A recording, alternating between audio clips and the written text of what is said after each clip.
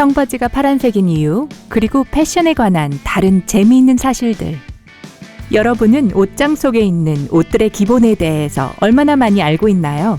티셔츠, 청바지, 운동화, 폴로 셔츠, 선글라스를 아마 먼저 떠올리실 것 같은데 이들의 사이즈, 색깔, 브랜드, 가격은 물론 어떤 게 자신에게 제일 잘 어울리는지도 알고 계시겠죠? 하지만 아마 여러분이 좋아하는 옷의 숨은 놀라운 역사는 알지 못하고 계실 수도 있습니다. 옷에 관한 모든 종류의 흥미롭고 재미있는 사실에 대해 배우기 전에 구독 버튼을 누르고 알림벨을 켜서 밝은 맘과 함께 하세요. 그럼 먼저 첫 번째 질문부터 시작해 봅시다. 왜 청바지는 파란색인가요? 사실 애초에 왜 청바지를 진이라고 부르는 걸까요? 제노와 항구의 이탈리아 선원들은 비공식적으로 진으로 알려졌습니다.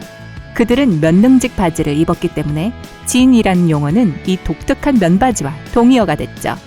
요즘은 여러 가지 색깔의 청바지가 출시되지만 파란색이 가장 많이 쓰이는 색상입니다. 왜 그럴까요? 그건 염료의 화학적 성질과 관련이 있는데요. 대부분의 천연 염료는 고온에서 직물을 통과하며 색이 착색되도록 만듭니다. 반면에 천연 쪽빛 염료는 실의 바깥쪽 표면에만 착색이 됩니다. 그리고 씻을 때마다 소량의 염료가 씻겨나가면서 실도 몇 가닥씩 같이 빠져나가게 됩니다.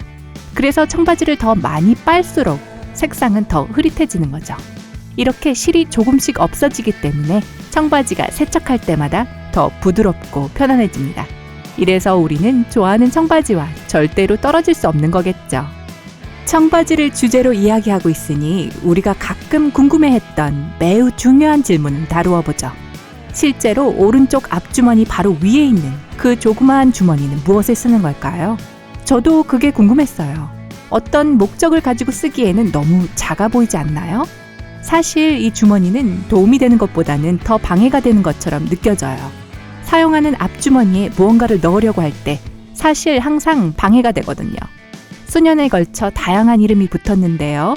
동전 주머니부터 시작해서 성냥 주머니, 콘돔 주머니, 티켓 주머니 등이 있었죠.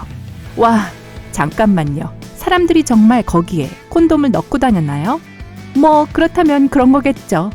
어쨌든 이 작은 주머니는 리바이스 스트라우스 컴퍼니에서 최초의 청바지를 생산했던 1879년으로 거슬러 올라갑니다. 그 당시 의도된 용도는 금광의 광부, 철도 기술자 및 카우보이와 같은 일하는 남성이 착용하는 주머니 시계를 보호하는 거였어요. 더 최근에는 물론 마이클 잭슨이 1980년대에 빌리진을 유명하게 만들었다는 것을 기억할 거예요. 모든 사람들이 다 입었다죠? 그냥 제가 방금 지어낸 농담입니다. 자, 이제 청바지에 대한 얘기는 이 정도로 하고요. 그럼 이제 흥미로운 셔츠 이야기로 넘어가 보도록 하죠. 함께 가시죠. 1번, 폴로 셔츠는 테니스를 위해 만들어졌습니다. 오케이, 전 여러분이 뭐라고 생각하는지 알 것 같아요. 진짜 확실한가요? 셔츠 앞에 보면 폴로 조랑말을 상표로 사용하는 게 보이는데요. 라고 생각하시겠죠. 글쎄, 말을 잠깐 멈추고 제 설명을 들어보세요. 존 E. 브룩스가 19세기 말에 영국을 방문했을 때 폴로 선수들이 경기할 때 셔츠의 컬러가 얼굴에 펄럭이는 것을 막기 위해 단추로 잠근 것을 보게 됐죠.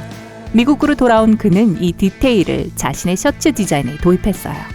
오늘날까지도 브룩스 브라더스의 옥스포드 면직물로 만든 버튼다운 셔츠는 여전히 라벨에 원조 폴로 셔츠라고 쓰여 있어요. 하지만 이것은 여전히 고전적인 긴팔 버튼다운 셔츠를 의미하죠. 우리가 폴로 하면 떠오르는 것을 말하는 게 아니었어요. 드디어 프랑스 테니스 스타 르네 라코스테가 등장합니다. 르네 라코스테는 3개의 단추가 달린 반팔 셔츠를 입고 경기를 해서 스포츠계에 충격을 주었는데요. 당시 대부분의 선수들이 여전히 기본적인 긴팔 셔츠를 입고 경기를 하던 시절이었기 때문입니다. 그의 별명은 악어였고 이 파충류가 그려진 상표가 곧 셔츠의 왼쪽 가슴에 나타나게 됩니다. 1960년대에 미국의 의류 제조업체인 아이조드는 폴리에스테르로 라코스테 테니스 셔츠를 만들기 시작했어요.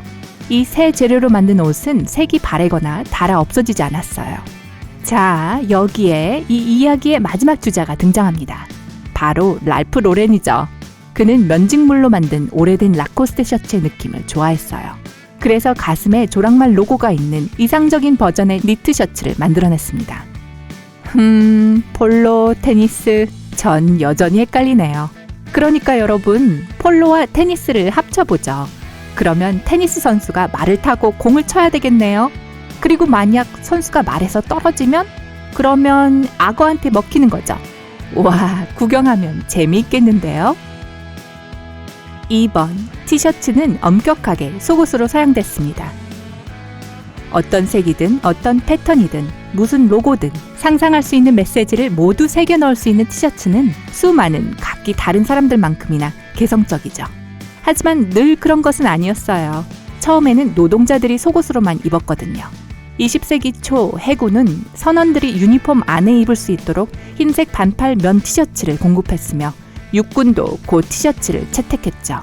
공공장소에서 티셔츠 한 장만 입는 것은 여전히 창피한 일이라고 생각했어요. 하지만 이 생각은 점차 바뀌게 됐죠. 티셔츠는 그 모양이 글자 Q와 비슷한 데서 이름을 얻었어요. 오, 잘 듣고 계셨네요.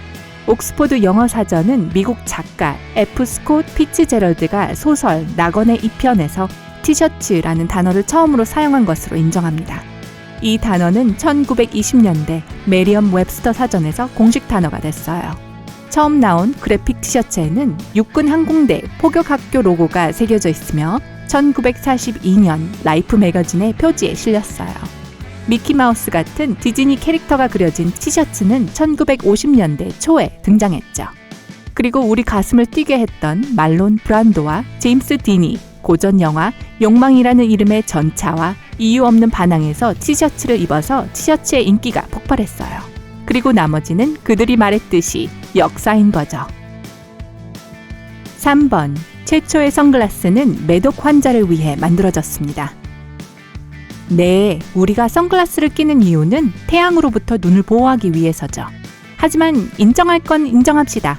우리가 선글라스를 진짜 사랑하는 이유는 우리를 매혹적인 할리우드 스타들처럼 멋져 보이게 하기 때문이란걸요.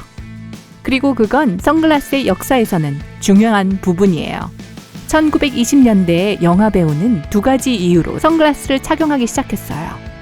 사진가의 카메라에서 나오는 플래시라이트가 눈을 멀게 만들고 초창기 영화 조명은 배우들의 눈을 충혈시키고 눈물이 계속 나게 만들어서 배우들은 자신들의 눈을 팬들에게 숨기고 싶어 했죠. 물론 영화 배우들이 선글라스를 쓰기 시작하면 당연히 다른 사람들도 따라 쓰게 되죠. 정말 영화 배우처럼 보이는 것보다 더 멋진 게 뭐가 있겠어요? 잠깐, 저도 알아요. 영화 배우와 전투기 조종사처럼 보이는 거예요.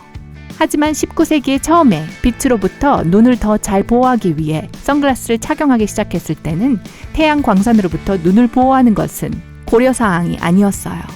게다가 선글라스를 착용하는 것은 결코 멋있게 여겨지지 않았죠. 왜냐하면 선글라스는 매독에 걸린 사람들에게 흔히 처방됐는데 이 질병의 증상 중 하나가 빛에 민감해지는 것이기 때문입니다. 4번, 컨버스 신발에 있는 여분의 구멍은 멋을 위한 게 아닙니다. 발바닥의 측면을 따라 고전적인 줄무늬가 있고 각 발목에 상징적인 별이 있는 둥근 패치와 측면에 2개의 여분의 구멍이 있는 신발. 컨버스 올스타는 아마도 세계에서 가장 인기 있고 즉시 알아볼 수 있는 운동화일 거예요. 1907년에 처음 소개된 이 신발의 디자인은 거의 100년 동안 크게 변하지 않았습니다. 대부분의 기업들이 매년 디자인을 바꾸는 것을 감안하면 컨버스의 이런 특징은 신발 산업에서는 꽤 대담한 계획이죠. 다음의 사실들을 생각해보면 컨버스 척이 얼마나 인기 있는지 이해할 수 있을 거예요.